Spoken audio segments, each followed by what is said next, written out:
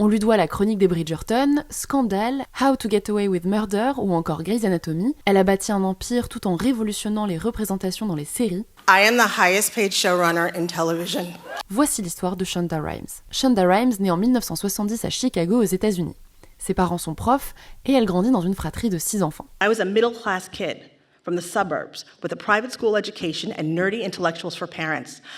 I grew up sheltered from the ugliness of any realities having to do with poverty and real racism, and I'd still never seen anyone on TV who looked like me on the outside and looked like me on the inside. Petite, elle invente déjà des histoires qu'elle enregistre sur une cassette. Son rêve, c'est de devenir écrivaine comme son modèle Toni Morrison. Diplômée de la prestigieuse université de Dartmouth, elle choisit finalement d'écrire pour le cinéma. At film school, I discovered an entirely new way of telling stories, a way that suited me. A way that brought me joy, a way that flipped this switch in my brain and changed the way I saw the world. Years later, I had dinner with Toni Morrison, and all she wanted to talk about was Grey's Anatomy.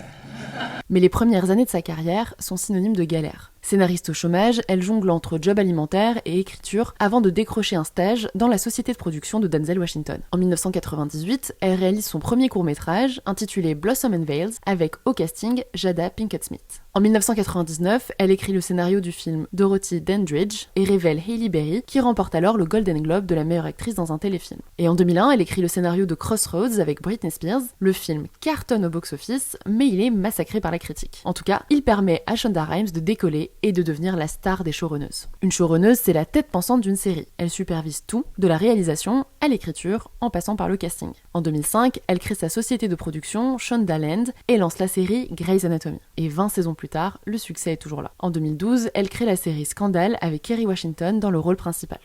A lot has been made about the fact that Kerry Washington has been the first African-American woman to star in a network drama in 40 years, and that is something.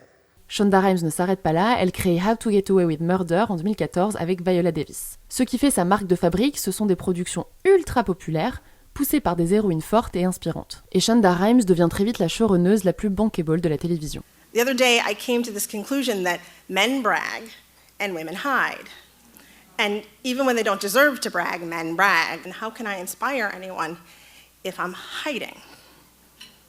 So, let me take a deep breath. I will brag. And I gotta say, this is harder than I thought. I am the highest paid showrunner in television. En 2017, elle signe un contrat d'exclusivité avec Netflix pour produire de nouvelles séries pour la plateforme, comme La Chronique des Bridgerton et La Reine Charlotte, où elle poursuit son combat en termes de représentation avec une reine et une cour royale racisée. Et le succès est toujours au rendez-vous. La saison 3 vient de sortir et c'est déjà un carton. Et vous en avez pensé quoi ?